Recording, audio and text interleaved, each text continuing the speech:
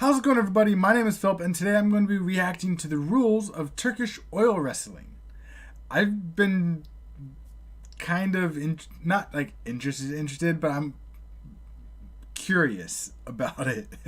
It seems kind of funny, but I don't know what to say about it, honestly. Like I said, I don't want to say I'm excited for it, or like I'm excited to watch the rules of Turkish oil wrestling.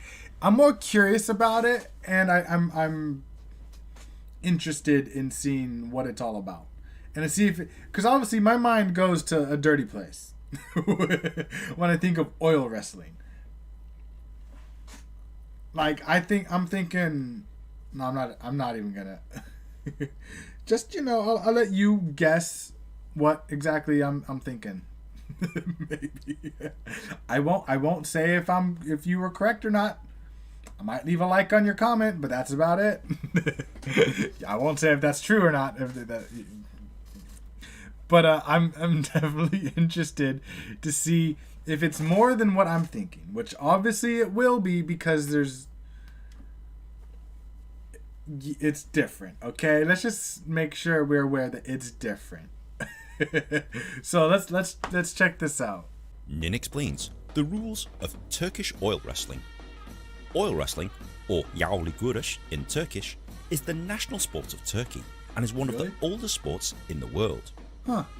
It's contested between two oil-covered wrestlers known as Peshdav, and takes place on a square grass field that has no standard size.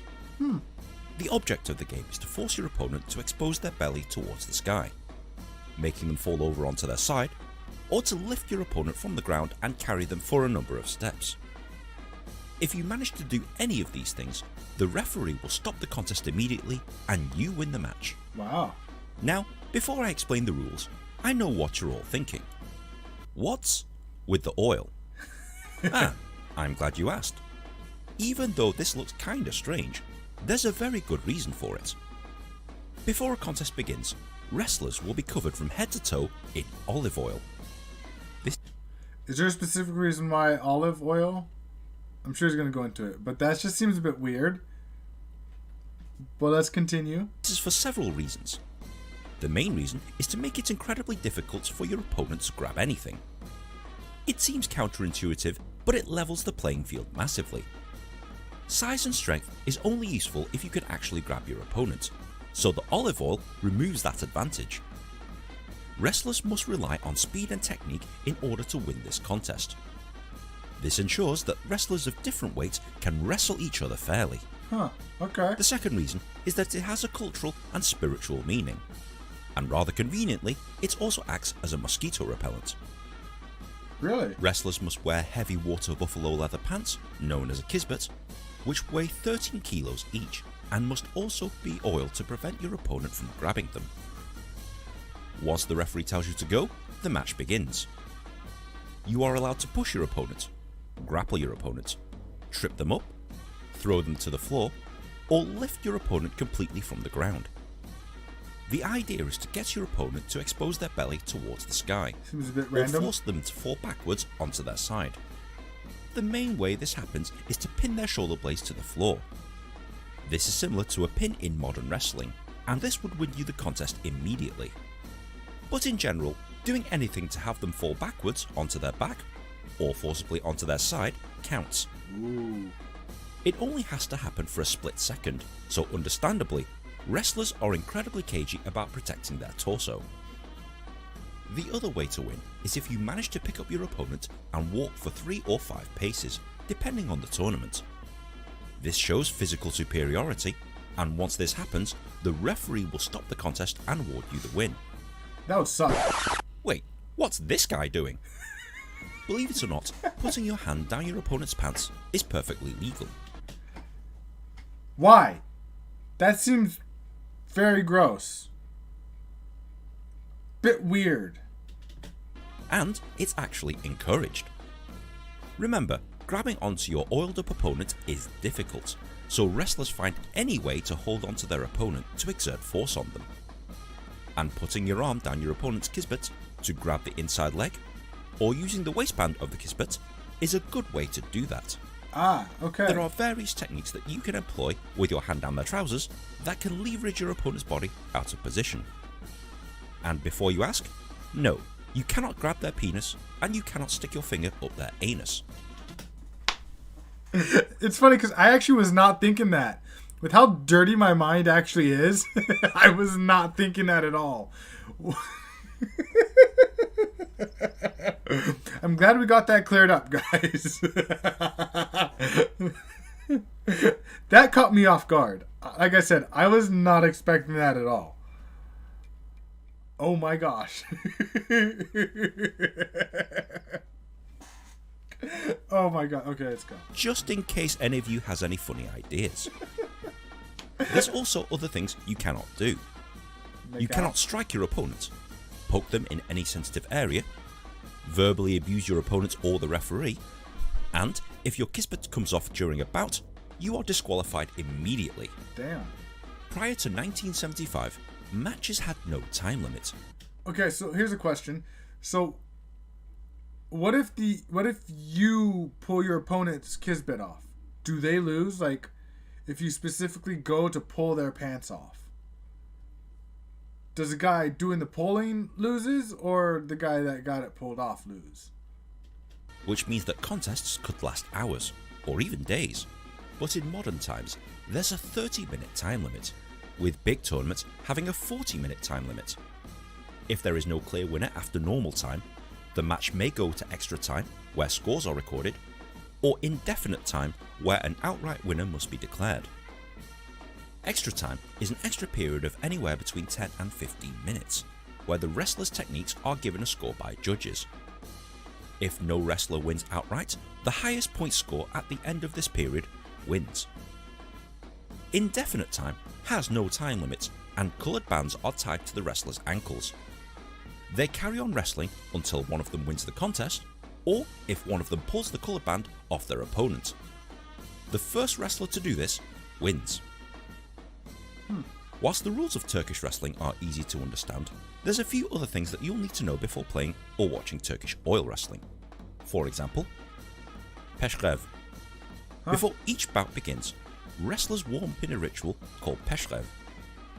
Without going into too much detail, the process, which looks a little like a dance, involves walking several paces to and from your opponent. Looks like that dude's hand is covered in blood, or at least his fingers.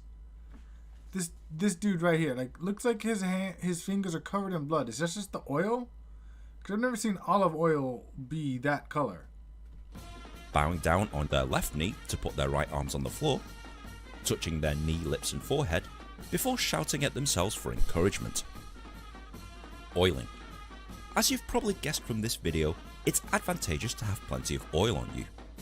Not only do wrestlers oil themselves, especially down their trousers, but other wrestlers and random people armed with pitchers full of olive oil will help you out with that.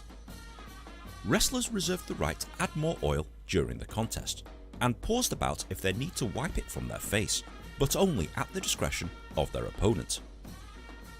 Music.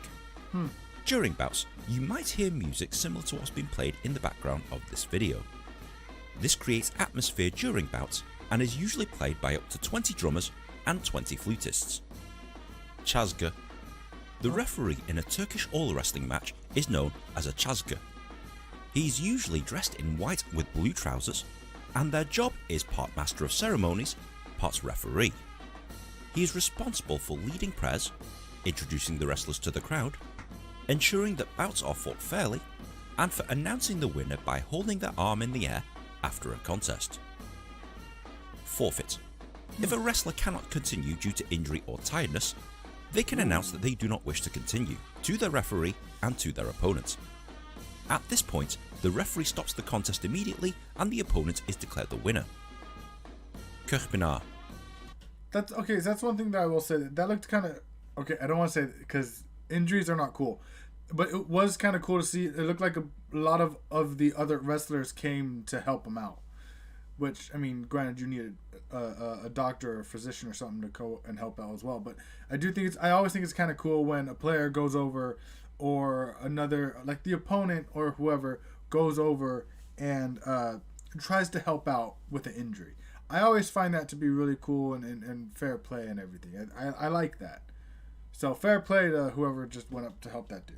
Turkish oil wrestling matches usually take place in tournaments throughout the year. The most prestigious of which is the Kirkpınar, which happens each year at the beginning of July in the city of Edirne. This is the oldest sporting contest in the world and has been contested continuously since at least 1346. It's a 3-day contest with roughly 1,000 wrestlers competing in an elimination style format. Wow. If you lose, you are eliminated from the tournament. This carries on until there are 2 wrestlers left who contest the final. The last one standing earns the title of Başpehlivan, the champion of Turkey, $100,000 cash and prize money, and is presented with a gold belt which they can keep for a year until the next tournament. Oh, wow. If you win the gold belt 3 years in a row, you get to keep it permanently and are forever nice. immortalized as one of the best oil wrestlers in the history of the world. How often does that happen? Because that's definitely kind of cool, and I feel like this would be something that's definitely difficult to do, especially 3 years in a row. Though it might seem strange to anyone who hasn't seen it, Turkish oil wrestling is a fascinating sport full of history, culture, and that. If you like that sort of thing. If you have found this video helpful, please be sure to like, share and subscribe. It takes me ages to make one of these things, and good karma is very much appreciated. Be sure to follow me on Twitter also and share this video on Reddit, but in the meantime, enjoy Turkish oil wrestling. It's definitely quite interesting. There were things... Okay, that one part really caught me off guard, where you're not allowed to grab his penis and stick a finger up his butt. I promise that with how dirty my mind is, at some point I would have had that question. So it's good to know that he just went out and just said, hey, you're not allowed to do this. Because I would have asked that question probably. If for whatever reason I wanted to watch this, I probably would come up with that question. I don't know if I want to watch this. I don't even watch regular wrestling, if I'm going to be honest. I've never been a big fan of it. Like, I will try to do it with a girl. I'm joking. Listen. I tell you, my mind is dirty. So when I say stupid shit like that, you just know where my mind's at. That being said, good to know that if an oil wrestler has to go up against a woman, a man versus a woman, she can't just go for the penis and stick fingers up the bum. Okay, it's good to know. And he can't do the same. But I'm sure that there's no men versus women. If there is, then it's probably on a different website. It's probably strictly something else. Oh my gosh. Again, you know where my mind's at. You know where my mind goes. Especially because of what we were literally just talking about. Of no fingers up the bum and no touching the small stuff. Listen, I'm just, not everyone's massive. Like Ron Jeremy. I wasn't going to say myself. I'm not going to lie to people like that. It's tiny. Don't sell it.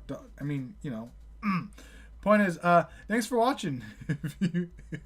If you enjoyed this video and my reaction to the rules of Turkish oil wrestling, then leave a like rating. Definitely help me out a lot. Subscribe for more videos, more music, and more sports-related stuff.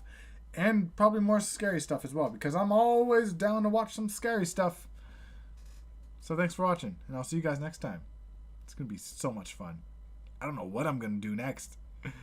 I probably do once I finish, but I don't. Yeah. Let me know in the comment section below if there's anything else you want me to react to next.